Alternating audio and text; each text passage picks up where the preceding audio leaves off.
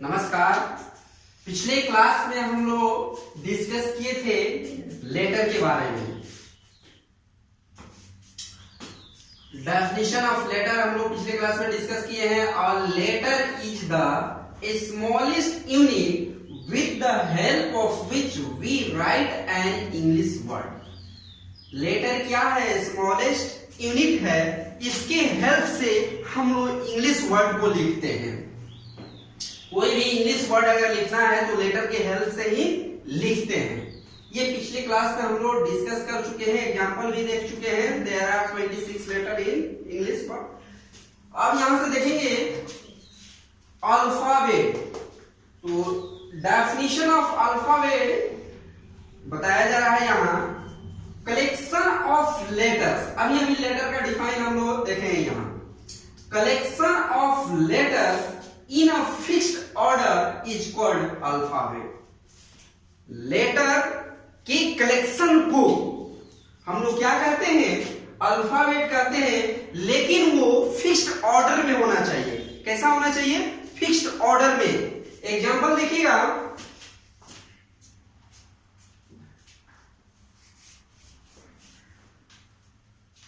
अगर हम लोग यहां से ए बी सी डी लिखते हैं एंड सो ऑन, तो ये फिक्स्ड ऑर्डर में ये जा रहा है। अगर कहा जाए इस तरह से ए लिख दे, उसके बाद सी लिख दे, उसके बाद डी लिख दे, उसके बाद जी लिख दे, ये फिक्स्ड ऑर्डर में नहीं हो रहा है। इस तरह से ये नहीं होना चाहिए। ये फिक्स्ड ऑर्डर में होना चाहिए। जिस तरह से ये होता है उस तरह से होना चाहिए, ऐसे नहीं होना चाहिए। ये गलत है, इस तरह से होना चाहिए। तो यही कह रहा है कि फिक्स्ड ऑर्डर में होना चाहिए, जैसे इसका सीक्वेंस बनाया गया है। तब इसे हम क्या कहेंगे? अल्फाबेट कहेंगे। हिंदी में इसे कहते हैं वर्णों के समूह को वर्णमाला कहते हैं। वर्णों के समूह को वर्णमाला कहते हैं। वही बात यहां इंग्लिश में किया गया है। Collection of letter, letters means वर्ण, लेटर्स मीन वर्ण, और उसका कलेक्शन यानी ये हो गया आपका कलेक्शन यानी संग्रह। लेटर मींस अक्षर, अक्षरों का संग्रह क्या होना चाहिए? एक ऑर्डर में होना चाहिए, तब उसे हम लोग अल्फाबेट कहते हैं, वर्णमाला कहते हैं। इसके बाद हम लोग देखेंगे, जब लेटर और अल्फाबेट पढ़ लिए तब यहां वर्ड पे आते हैं हम लोग। वर्ड को डिफाइन करने के लिए इस सब का यूज हम लोग करेंगे। वर्ड का डेफिनेशन देखिएगा, यहां बताया जा रहा है कि अ group of letters which makes complete sense is called word. A group of letters which makes complete sense is called word. यानी यहां डेफिनेशन ये बता रहा है कि लेटर का ऐसा ग्रुप जो कंप्लीट सेंस दे, मीनिंग दे, उसका कुछ ना कुछ मीनिंग बने, तब उसे हम लोग क्या कहते हैं? वर्ड कहते हैं। एग्जांपल हम लोग देखेंगे,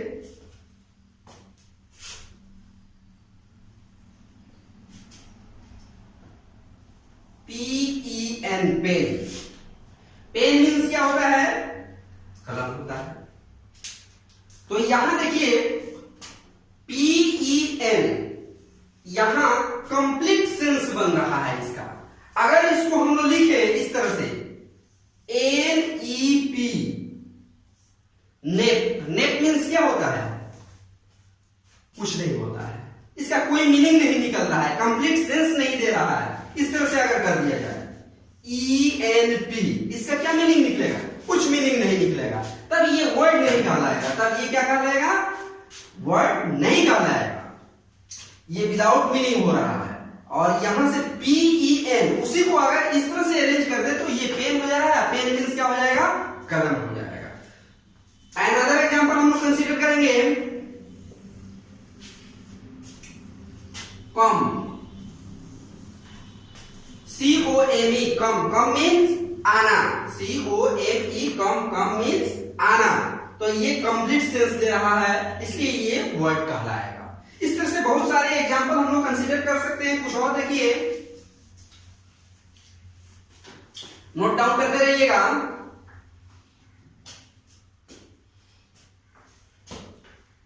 जैसे लिखा जाए यहां एग्जाम्पल मोहन,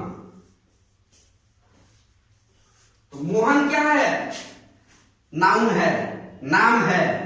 अगर इस तरह से लिख दिया जाए OMHAN, तो इसका क्या मीनिंग मिलेगा, कुछ मीनिंग नहीं मिल रहा है। तो इसलिए ये वर्ड कहलाएगा, और ये कंप्लीट सेंस दे रहा है, ये कंप्लीट सेंस नहीं दे रहा है। तो इस तरह से हम लोग वर्ड को डिफाइन किए, एग्जाम्पल देखिए। अब इसके बाद हम लोग देखेंगे सेंटेंस। राइट डाउन कर लीजिएगा।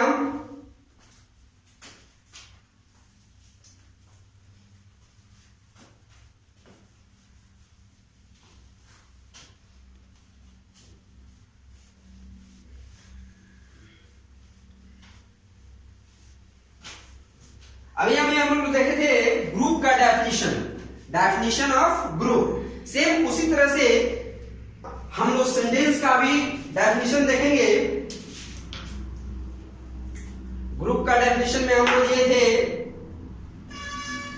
अ group of letter which makes the complete sense is called word.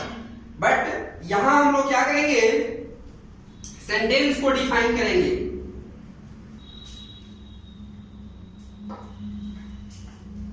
Heading बनाइएगा sentence.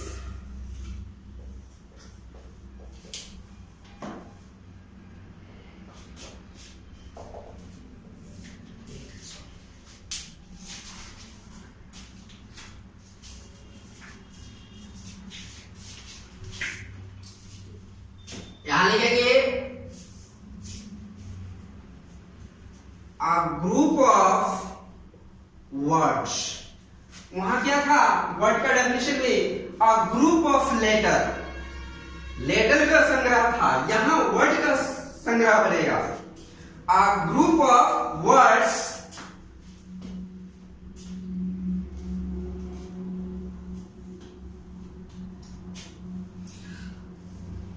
which makes the complete sense is called sentence। Example देखेंगे हम लोग। A group of words which makes the complete sense is called sentence। Example देखेंगे हम लोग। यहां कहा जा रहा है कि बहुत सारे वर्ड को मिलाने से क्या बनता है, सेंटेंस बनता है। यू कम, देखिए यहां एक वर्ड यू है और दूसरा वर्ड कम है, और दोनों वर्ड को हम एक साथ मिला दिए तो ये क्या बन गया, सेंटेंस। यू कम, तुम आओ। यू कम मीन्स तुम आओ। सेकेंड एग्जांपल देखिएगा,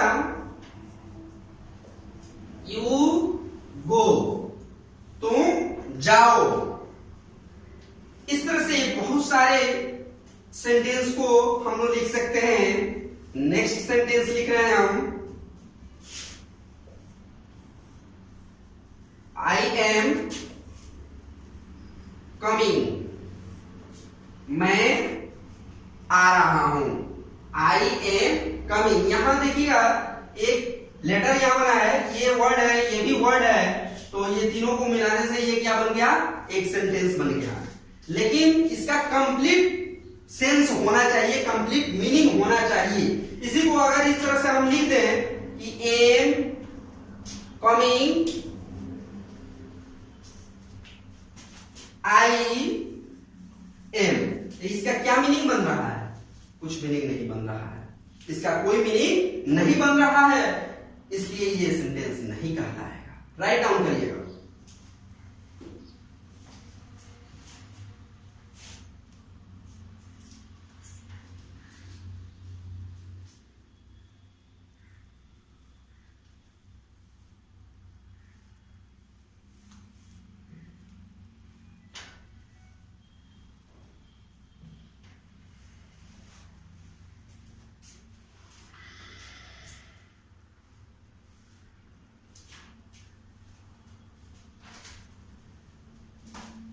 और भी एग्जांपल हम लोग कंसीडर कर सकते हैं।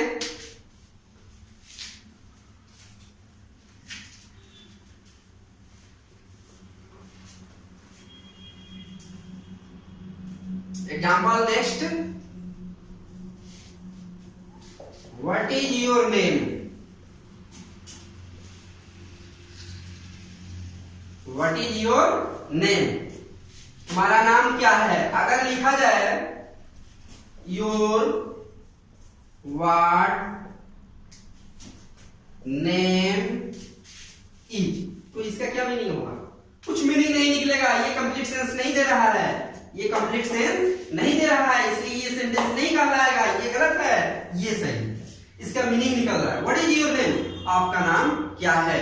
दैट इज तुम्हारा नाम क्या है? तो इसलिए ये क्या कहलाएगा? सेंटेंस कहलाएगा। लास्ट कंक्लूजन हम लोग देखेंगे, a group of words which makes the complete sense is called sentence. Example is as follows. Next हम लोग देखेंगे इसके बाद, लेटर देख लिए, वर्ड देख लिए, सेंटेंस देख लिए, अल्फाबेट देख लिए। अब हम लोग चलेंगे पार्ट्स ऑफ स्पीच पे।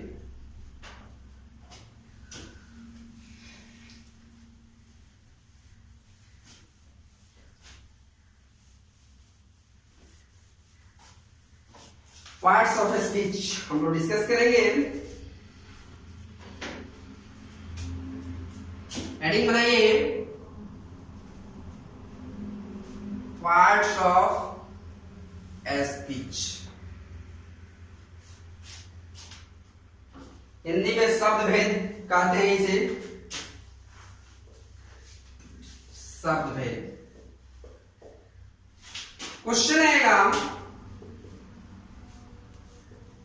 What is parts of speech?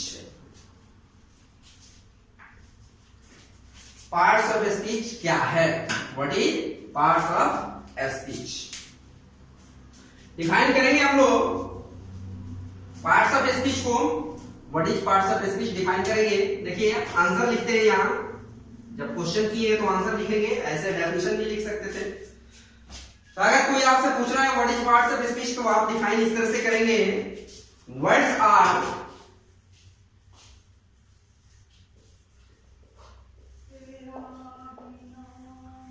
divided into 8 classes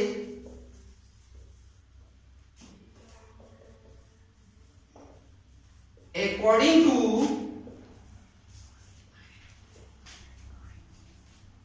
their function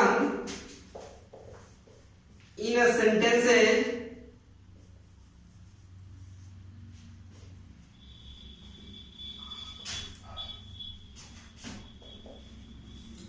that is called parts of speech।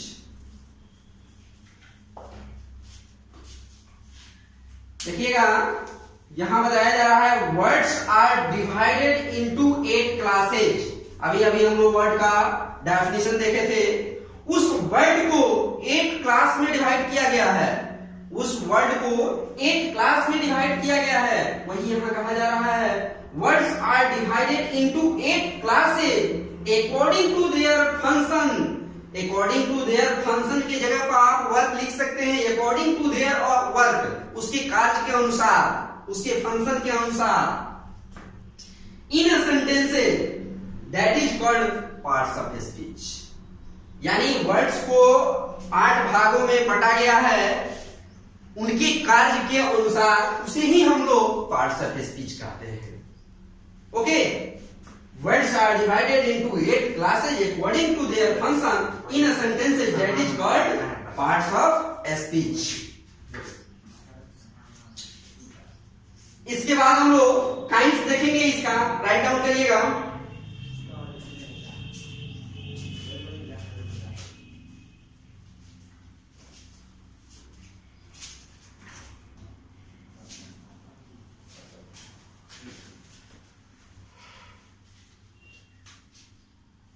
Right down कर लीजिए।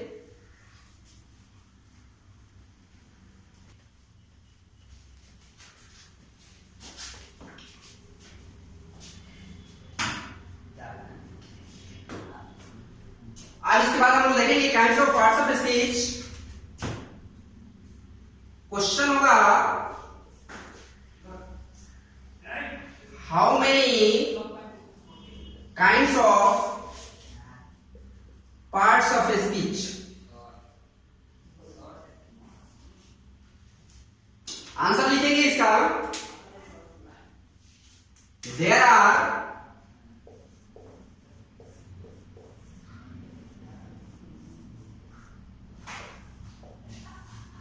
8 kinds of parts of a speech. There are 8 kinds of parts of a speech. Parts of speech 8 प्रकार के होते हैं। Sir जरा cooler on कर दीजिए, गर्मी हो रही है। There are 8 kinds of parts of a speech. Parts of speech कितने तरह के होते हैं? 8 तरह के होते हैं। Namely, first name is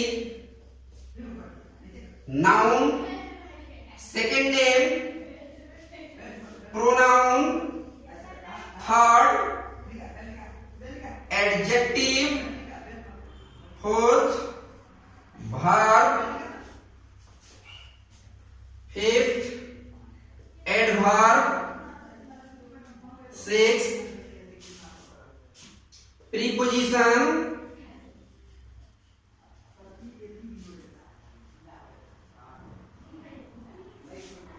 seven conjunction, interjection।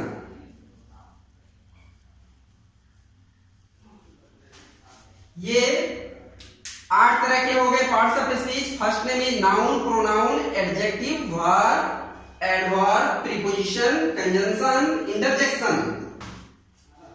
Right down करिएगा।